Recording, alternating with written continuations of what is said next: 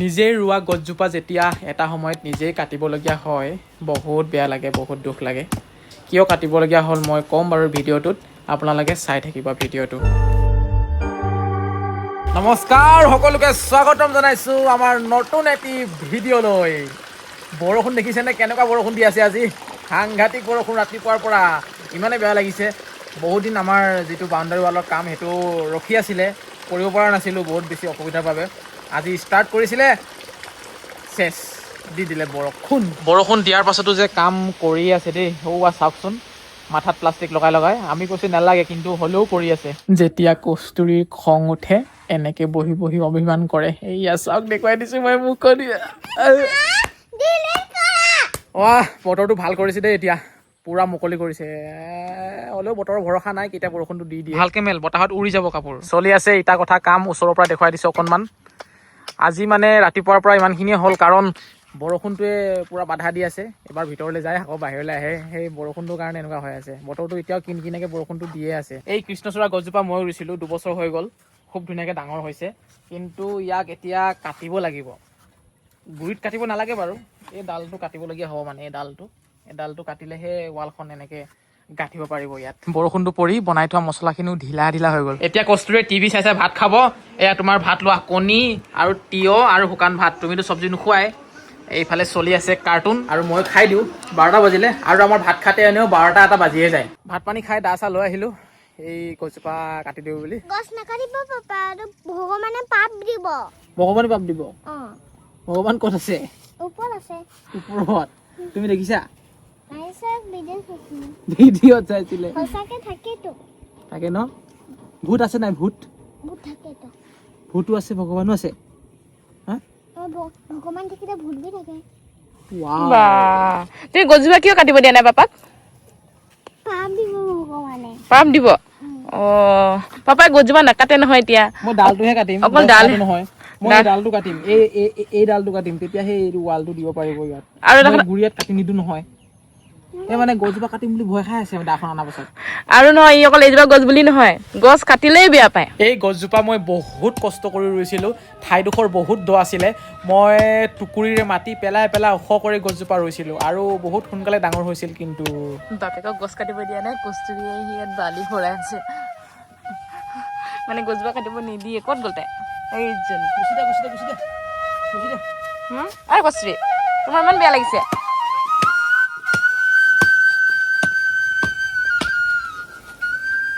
ইমান খং। গছ ৰুবলৈ, গছ ডাঙৰ কৰিবলৈ যিমান কষ্ট লাগে, কাটিবলৈ ইমান কোনো ছেকেণ্ডো সময় নালাগে। এই আকৌ কি কৰি আছা তুমি? বেণ্ডেজটো লগালে কি হ'ব? ভাল হ'ব। নিবি খাব নেকি গছক? সেইটো কথা। ভাবিছোঁ ৰাতিপুৱা 7:30 বজাত সদায় ব্লগ দিম, সদায় ভিডিঅ' দিম। কেনেকুৱা হ'ব বাৰু? ভাল লাগিবনে? কি কৰি আছা এইটো? টানি আছে আকৌ ডালটো। আৰে মুখখন চা, মুখৰ মোচন চোৱা। খং উঠিছে। ৰুব মানে এতিয়া কি যে কৰি থাকে নহয়। ৰুব মানে এতিয়া ৰুব ক'ত? অহা যোৱা গেটৰ সন্মুখত। আহিছা নাই? গছ ৰুৱে, বাপেকে গছ কাটে, জীয়েকে গছ ৰুৱে। ইমান বেয়া পায়। এবাৰ তুলসীজোপা আমাক ট্ৰেক্টৰে চেপি দিছিলে, কমটি কান্দিছেনে? কান্দি একদম চকু লাল হৈ গৈছিলে তাই। বনাই আছো লাল চাহ। আমাৰ ঘৰলৈ কাপোৰ চাবলৈ কাষ্টমাৰ আহিছে। আমি যিহেতু অনলাইন চেল কৰোঁ, কিন্তু আজি অফলাইন কাষ্টমাৰ আহিছে আমাৰ ঘৰলৈ। এয়া চাই আছে তেওঁলোকে। এইটো আমাৰ ঘৰৰ মিটাৰ বক্স। আজি কি হ'ল কাহিনী এটা কওঁ। বহুত দেৰি কাৰেণ্ট নাই নহয়। কাৰেণ্ট নাই। মই ভাবিছোঁ কাৰেণ্ট নাই, বতৰ বেয়া, ক'ৰবাত ছিগিছে ভাগিছে এনেকুৱা হৈছে বুলি ভাবিছিলোঁ। কিন্তু জোনমণিয়ে ক'লে যে ৰিচাৰ্জ চাগে নাইকিয়া হ'ল। মই কৈছোঁ নাই, এনেকুৱা হ'ব নোৱাৰে। মিটাৰটো লগাই গৈছেহে, এমাহ হোৱা নাই। ৰিচাৰ্জ কৰিব পৰা ছিষ্টেম হ'ল জানো এতিয়া? এক্টিভেই হোৱা নাই চাগে, এনেকুৱা বুলি মই ভাবি আছোঁ মনতে। তাৰপিছতে অৱশেষত গৈ চেক কৰি চালোঁ, 1500 টকা নহয়, 1200 টকা মাইনাছ লাগি আছে। সেইটো কাৰণে মানে কাৰেণ্টটো গুচি গ'ল, কাট খাই গ'ল মানে। সেইবাবে ৰিচাৰ্জ কৰিলোঁ, আৰু 1500 টকা ৰিচাৰ্জ কৰিলোঁ, 1200 টকাটো মাইনাছ হৈ গ'ল, সেইটো গুচি গ'ল। বাকী যি কেইটকা থাকিলে সেই কেইটকা এতিয়া মানে জমা হৈ আছে। আৰু সেইকাৰণে মোৰ কথা শুনিব লাগে। মই কৈয়ে আছোঁ কাৰেণ্টটো কাট খাইছে, এইটো কাট খাব, ৰিচাৰ্জ এইটো চেক কৰিবি। আজিও কৈছোঁ মই, কাৰেণ্টটো গ'ল, মিটাৰ বক্সত কাৰেণ্টটো আছে একবাৰ চেক কৰি চাচোন নাই নহয় কিন্তু মোৰ কোৱাতে হয় লাষ্টত তাইৰ কোৱাটো হৈ গ'ল মানে কি ক'ম এতিয়া জীৱনত প্ৰথম অভিজ্ঞতা ৰিচাৰ্জ কৰিও পোৱা নাই হ'লেও যেনে তেনে কৰি মেলি ৰিচাৰ্জটো কৰিলোঁ আৰু এতিয়াৰ পৰা মানে ৰিচাৰ্জ কৰিব লাগিব আৰু বহুত জেগাত হৈ গ'ল বাৰু আগতেই কিন্তু আমাৰ ধেমাজি ডিষ্ট্ৰিক্টৰ জোনাইত আমাৰ ঘৰ হয় যিহেতু জোনাইতো বিভিন্ন প্ৰান্তত হৈ গ'ল কিন্তু আমাৰ গাঁওখনত মানে বহুত দেৰিকৈ হৈছে এমাহো হোৱা নাই মিটাৰ বক্সটো লগাই যোৱা এতিয়াৰ পৰা ৰিচাৰ্জ কৰিব লাগিব আৰু প্ৰিপেইড ইমানখিনি কাম আগবাঢ়ি গ'ল চাব পাৰে ধুমধাম কাম চলি আছে আৰু প্লাষ্টাৰ নহয় ইটা গাঁথনিটো মজা লাগিছে পূৰা চিকচিকীয়া হৈছে সমান হৈছে প্লাষ্টাৰ কেতিয়া কৰিব পৰা হ'বগৈ এইটো 2-3 দিন লাগিব আৰু 2-3 দিন 2-3 দিন লাগিব আৰু বোলে প্লাষ্টাৰ কৰিবলৈ মানে হাতত পইচা লৈ দোকান গৈ আছোঁ দুই বুঢ়া বুঢ়ীয়ে বুঢ়া বুঢ়ী হোৱা নাই আমি দেই ভাবি লৈচোন বাৰু আনিব গৈ আছোঁ কণী খাবলৈ মন গৈ আছে আজি কণী খাবই পোৱা নাই কি শেষৰ খাবি নেকি আজিকালি এয়া খাব শিকিছো মই দেখা দিব লাগে নেকি বাৰু কাম কৰা মানুহে চেকৰ আনিব দিছে মোক খাইছে বুলি নাভাবিব মই চেকৰ টেকৰ একো নাখাওঁ মই তামোলো নাখাওঁ মই এই কণী বনোৱা মেচিনটো কিনি ইমানেই ছেটিছফাই হৈছোঁ মই ভাষাৰে বুজাব নোৱাৰোঁ ইমানেই কামৰ ৰেহাই হয় কেৱল কণীকেইটা দি দিলেই হ'ল আৰু 50 গ্ৰামমান এনেকৈ পানী দি দিলেই হ'ল তাৰপাছতে এনেকৈ ঢাকি দিব লাগে ঢাকি দি ছুইচটো দি দিব লাগে এয়া ব্লু লাইট জ্বলি গ'ল বাছ এতিয়া 10 মিনিটমান ৰৈ দিলে হ'ল আৰামছে কণী বইল হৈ যাব কেৱল কণী বুলিয়ে নহয় যিকোনো বস্তু বইল কৰিব পাৰি ইয়াত যদি আপোনালোকে ভাবে পাত শাক ব্ৰকলি আলু এইবিলাকো বইল কৰিব পাৰিব মই তেনেকৈ খাই থাকোঁ যদি ভাল লাগিছে মেচিনটো আপোনালোকে ল'ম বুলি ক'লে ল'ব পাৰিব মই লিংকটো দি দিছোঁ টেগ কৰি 10-12 মিনিট হৈ গ'ল মোৰ কণী চাগে সিজিয়ে গ'ল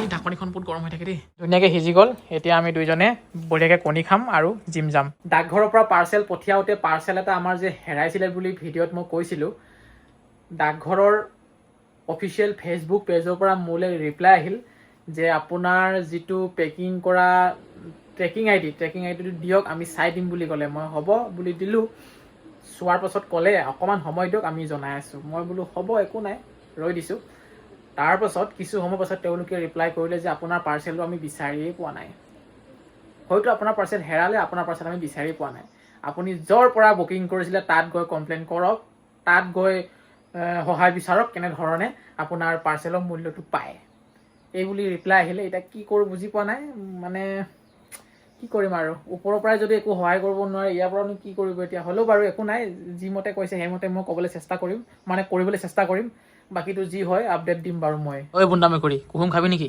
ল খা শকত হ বডি বনা খা আকৌ ইমান খোৱাত বেয়া এই মেকুৰীটো আমাৰ ঘৰত আহে থাকে যায়গৈ খাব দিলে ইচ্ছাই নকৰে খাবলৈ জিমলৈ বুলি ওলাই আহিয়ে জিম পোৱাৰ আগমুহূৰ্তত গিফ্টৰ এখন দোকানত সোমাইছোঁ এটা পানী বটল চাওঁ বুলি জোনমণিয়ে পানী বটল এটা চাম বুলি সোমালে লাগে হেনো তাইক জিমত লৈ আহিবৰ কাৰণে বগাটো ভাল লাগিছে নেকি এইটো ষ্টাইলো ভাল লাগিছে দেই ষ্ট্ৰং আছে আৰু চুইচকেইটা ভাল লাগিছে জিমত আহি বডি বনক বা নবনক সেইটো পাছৰ কথা কিন্তু জিমত আহি যিটো মজা লাগে নহয় সেই মজাটো ক'তোৱে পোৱা নাযায় যিসকলে জিমত আহে তেওঁলোকে এই কথাটো বুজিব পাৰিব